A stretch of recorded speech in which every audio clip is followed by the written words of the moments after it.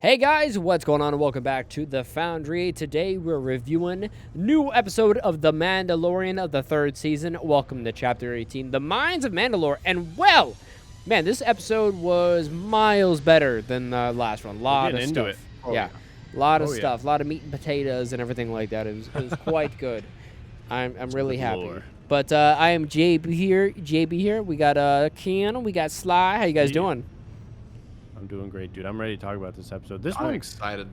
Yeah, this one was. There's a lot in this one. Like every time I would something would happen, I'd be like, ah, damn, the episode's gonna be almost over or something. And then I'd look and I'm like, damn, we still got 10, 20 minutes. Like hell yeah, keep going. Yeah, give me more shit. It was. I feel like it's the second part of that first episode we really needed, and it left us off with a huge cliffhanger too.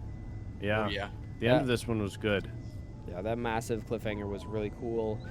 We finally got to see what Mandalore, or what's been happening on there ever, because that's what they've been talking about for ages and ages the entire time. We got to see what happened with live action Mandalore. It's really it's really cool, for them to I like the design to set this stuff in stone, and for them to be like, here's some new canon Star Wars stuff about this.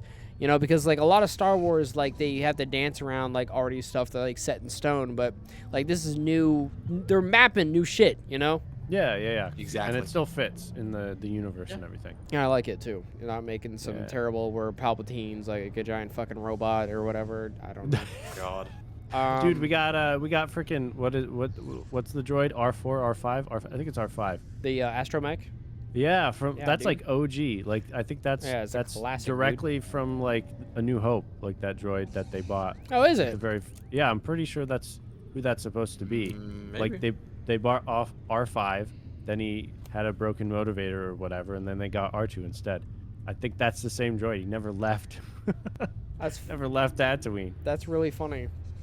At least that's what I've seen. So I mean, it could just be a gag. That's the top. I'd say the top theory, top detail Easter egg that we have in this episode is a droid. No, it's really cool. The droid stuff, man, were really cool at the very beginning of this episode. I'm amazed by a lot of the practical effects in these episodes. I really like them.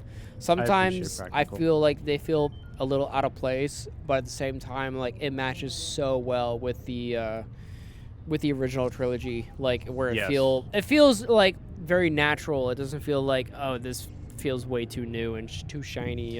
I think too much CG is too much, man. I agree.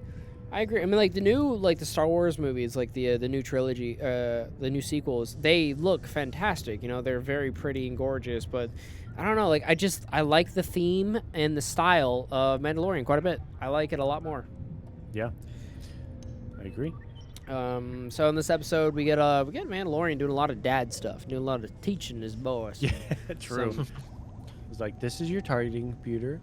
No, he didn't say that. This is your navigation or whatever. Yeah. This is how you shoot the guns. There's a gun, kid.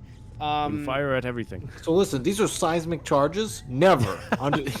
Just immediately, Grogu shoves them in his mouth. Yeah, he loves that stuff. Oh, that alien dude in Mandalore, that alien was cool. Dude, alien. Oh yeah, the little freak native species or whatever. Which one are we talking about? The people that ambushed him? Little Grievous guy. Little Grievous yes, he was cool, dude. I told you. Yeah, he was cool. I loved him. I'm convinced it's an Easter egg, and it's like some little scuttling creature that like actually took over Grievous's body. I'm convinced. But on Mandalore, similarities why is he uncanny. on Mandalore? Dude, why is anything anywhere? I mean, Well, it's like the irony when Sly's gonna like, win. I wonder what else survived. And it's like they immediately cut to that weird robot talking about like what else survived. Dude, what better example of, a character, because Star Wars loves to bring back things that are thought to be dead. yeah, I mean, you're not wrong. Boba Fett. I mean, why wouldn't they, even if it's going to be cannon fodder, borrow General Grievous's body just because dude's cool as fuck? Well, not only that, I feel like Star Wars has a really tough time creating new characters that people enjoy, and then putting faith in new characters and feel good. And they're kind of shitty with character development. That's why they've been using the same story for the last like 50 years with movies. But you know what? Like that's okay. Like we're seeing some new stuff with the Mandalorian. So it's nice. Exactly. It was an interesting droid though, because it was like sucking out the blood to like survive, I guess. Like, it seems like he's done this several times. And Yeah, he's been like feeding off Mandalorians coming back, and just like that, or specifically trying to come back to like bathe in the waters or whatever. He traps them, drinks up their bloods, and then he's like moves on. I guess I don't know. yeah, there was tons of those Mandalorian helmets. Like he's been doing it for quite some time. Either he's been raiding, I guess, the city or the planet's ruins, or that it's implied that he's pretty experienced in killing folks.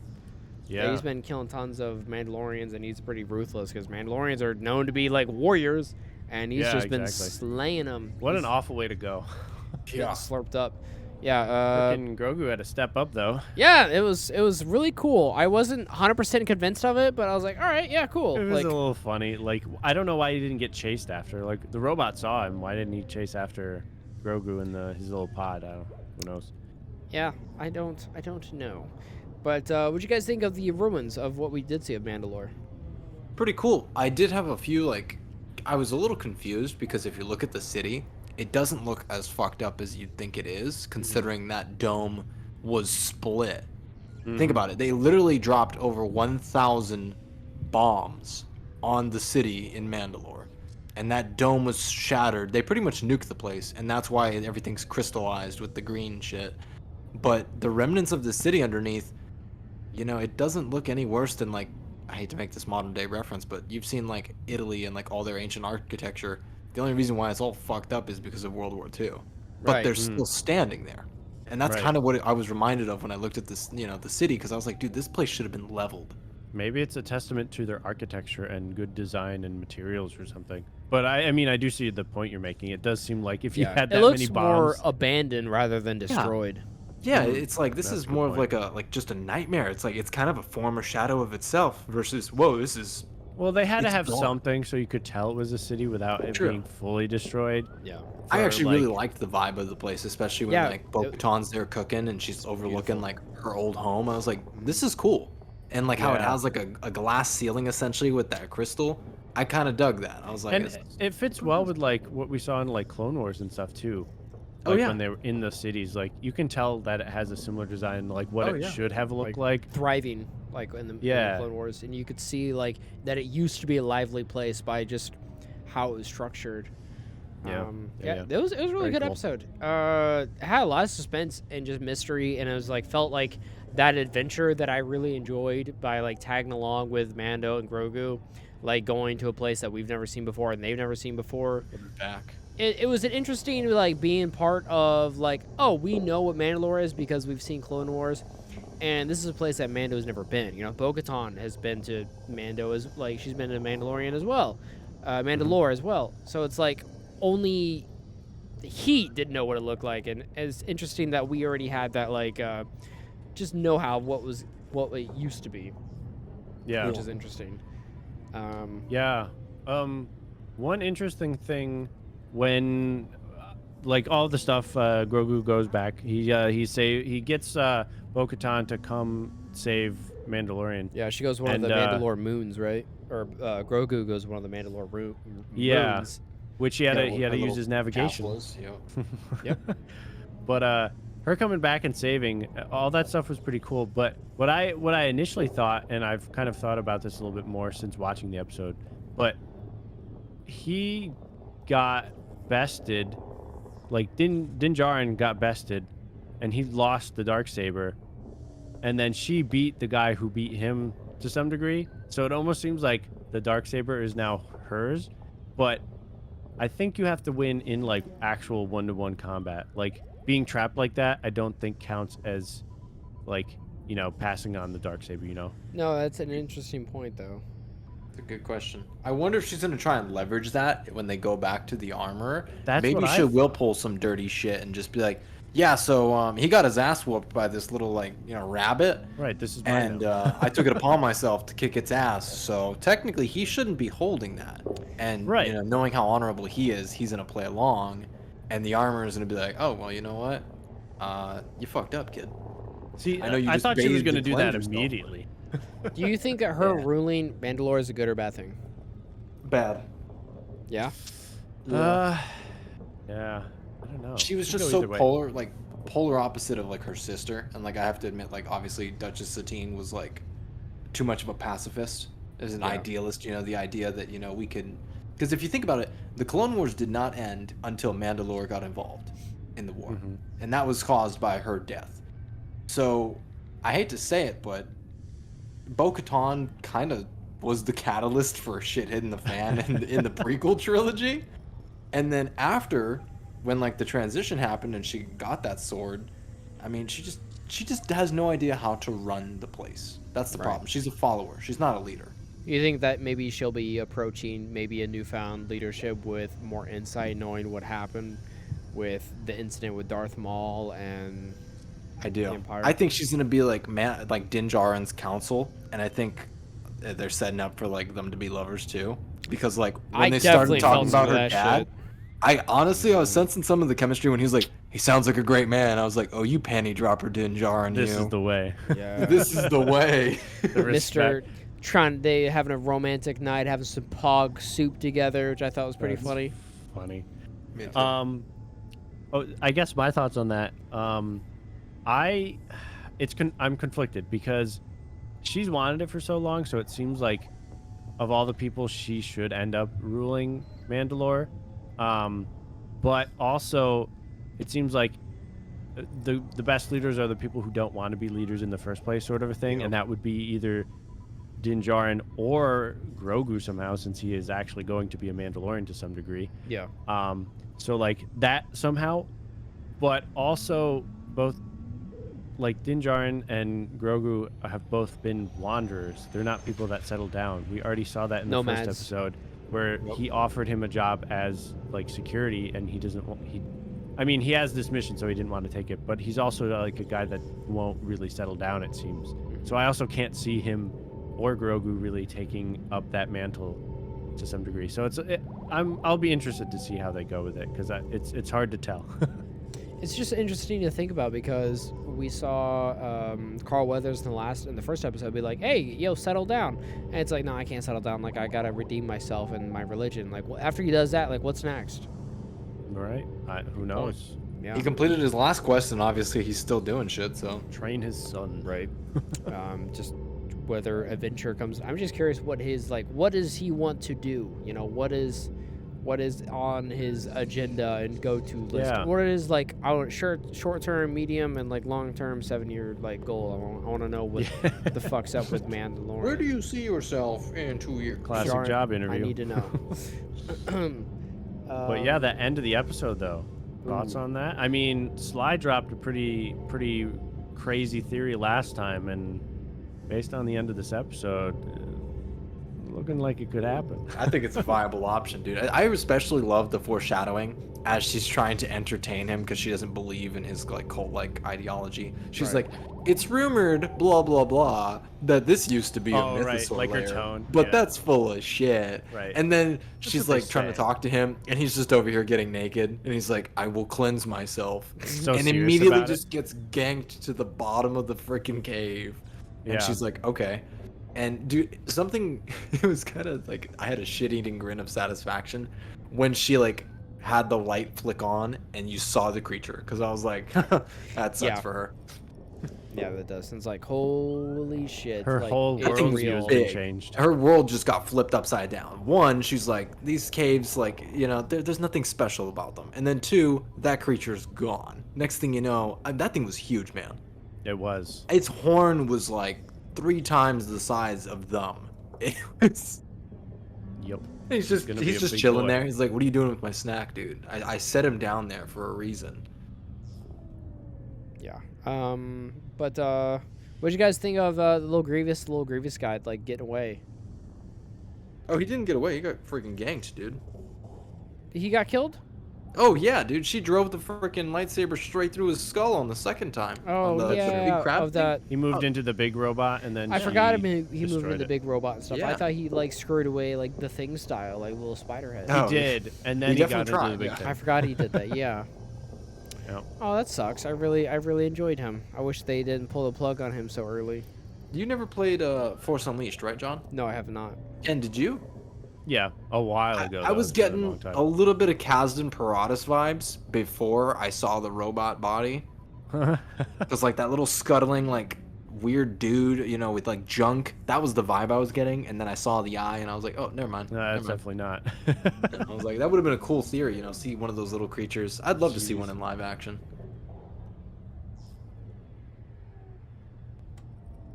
Yeah. I think we covered pretty much everything in the episode. Yeah. Oh, yeah.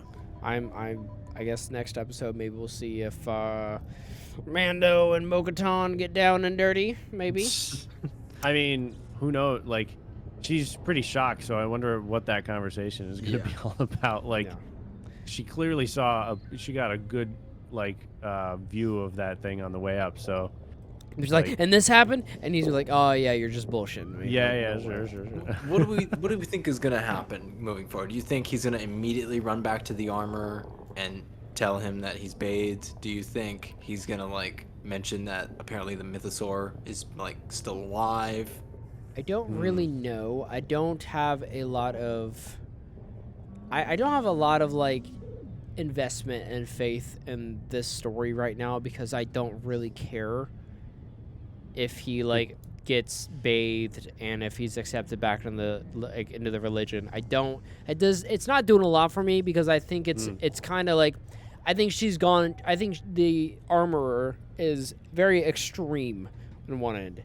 Yeah. And I don't believe in her, and I feel like it's too extreme, you know? I think he's starting to see that too, because like he's following everything to a T, and I think unfortunately when he gets back, he's gonna realize like it was a waste of fucking time. Yeah. And it's just really? like, that's interesting. maybe maybe that it's gonna open his eyes and see other perspectives about stuff, and that he's maybe like meeting in the middle somewhere of like seeing why Bo-Katan thinks is so dumb, and why that he needs to follow something, but maybe he's not following the right thing. Like the whole thing behind him was like, this is the way, and which led him to the path through Grogu, and Grogu is like his son now, and he's in charge of, you know, just taking care of his boyo, and. Who knows if he's going to be able to do that if he keeps following like the Mandalorian path. It may like those paths may collide in on each other. He may not be able to do that like well enough, so he may have to give one up. I don't know. I mean, he's been pretty dedicated. I mean, he never forced Grogu to do anything, and he was okay with if he chose the Jedi path or the Mandalorian path. He let him choose. So I don't know. He went all this way. He was damn dedicated to getting down there. Like, even after getting his ass whooped, being just barely like revived essentially. He was like, I gotta go back down. I gotta bathe. So it'll be interesting to see how it goes from here. Because I mean, I would imagine his next thought is, all right, we did it. Let's go back. Yeah. You know, I've redeemed myself. This has been a whole religious journey for him. So I actually don't know what would be next though. If he's redeemed himself, that's like, exactly now what I'm thinking. Like, where do we go next with the show? Like, is someone chasing them? Or what's he chasing? Like, what's next to keep us interested for the next episode? Yeah. I mean, maybe they'll have that as part of the episode, like hints of like what's gonna happen, like something's gonna go awry or something. I just hope to see like they introduce some kind of like something to raise my attention and interest me, like personally. Although like I'm sure there's a lot of people like, oh wow, it's a mythosaur, like that's amazing, like all right, cool, big dinosaur, like either he's gonna fight it or he's not gonna fight it. Knowing him, he's probably not gonna fight it, because like that'd be like, but Grogu will train it. He's gonna. I'm telling you, I want him to ride it. Yeah. I want him to ride it. I Grogu, want him to go consult Boba Fett, because Boba was like, you know, I've ridden beasts 10 times this thing's size, you know. And he's gonna be like, how do you ride this? He's like, first you got to mount Bo-Katan. You get Danny Trejo, and then you can mount this creature. All right. That's funny. You crazy bastard. Well, yeah, like if he rides it, like is he gonna fight someone? I don't see him fight someone on it though. Like what's he gonna fight? Like no, he's gonna be on it, holding the darksaber. He's like, all right, let's go, man. But doing what? That's a good question. Fighting what? Like, what's the big? You're asking fight? too many questions. You're bro. right. You're right. You know, the show really hasn't had like a common theme for like a villain. It kind of has just had Moff Gideon, and I'm curious, if not him, who? I mean, we don't know if he's dead. Yeah, I want to see. No, he's not. He's not. They said he was getting tried at like. Yeah, in the last escape, episode. Yeah. Yeah, didn't Carl Weathers say that he was being tried for like war crimes? Yeah, but I thought he got away. I can't remember what planet, but they where would said, he go, Ken? I don't know. I don't. We'll find out. We will find out. It'd be fun. Ratings, We boys. will. Ratings. Yeah, but I'm really excited to see where episode 3 is going because it's set up quite a bit. Actually, something happened. I like how we have another character that Mando will actually be able to talk to and have like, instead of just like straight up being like narrating to the audience, aka Grogu. But All right, I like so then, their like little Sly- family. Like Sly said, what's your rating then? Oh, my What do you rating. rate it? Sorry. I don't know why. I just felt like there was something missing in this episode. I'm just gonna give it a 7. I don't think it was bad by any means, but it just didn't do a lot for me. So That's just reasonable. a 7. Okay. I think I'll go a step up. I really liked a lot of what happened in. I don't know. Some of the stuff in the middle was a little bit weird, but I think I'll still go with an 8. I still enjoyed this one. Yeah, I think nice. I'll give it an 8. Okay. I'm gonna give this one a 7 as well. It was satisfying. I enjoyed a lot of bits of it, but overall, yeah, I'm mostly excited for what this episode is set up, because now yeah. if Bo-Katan sticks with him, we don't just have him talking to this baby that's cooing and cawing the entire time. We're gonna actually get chances at dialogue, world building. Exactly. I'm excited for that. I agree. Yeah. Cool. So Good shit. there you guys go. There's the reviews there, and so what's our Foundry official score then? 7.5. 7.5. 7.5. Cool. There you guys go. A much better improvement than the first episode. I don't know what they were thinking. I really hope the show keeps picking up like it's going. I just don't want it to fall flat because I don't know. I guess got a weird feeling. I got a weird feeling Going about strong. this season. Yeah, I wanted to keep going strong. I want to see more of that goody live action. I want to see Bo-Katan and Mando making out and fucking shit up with their helmets on and everything. Yeah. That helmet on, helmet I action. like their chemistry so far. It's actually pretty Yeah, good. it's quite good. Keep that shit up. Yeah. It's better than Joel and Ellie. It's pretty good shit. But yeah, thank you guys so much for tuning in to some more of The Mandalorian, our reviews on season 3. We'll be back shortly for the next chapter, and make sure to spread some love, show some love to the Foundry in the comments, the boyos. Spread some love, spread the video, around. Show it to your friends, show it to your mom. She's gonna love the Foundry. It's no way she's not. But we'll see you guys later on the next review. Bye, nerds. Peace. Bye.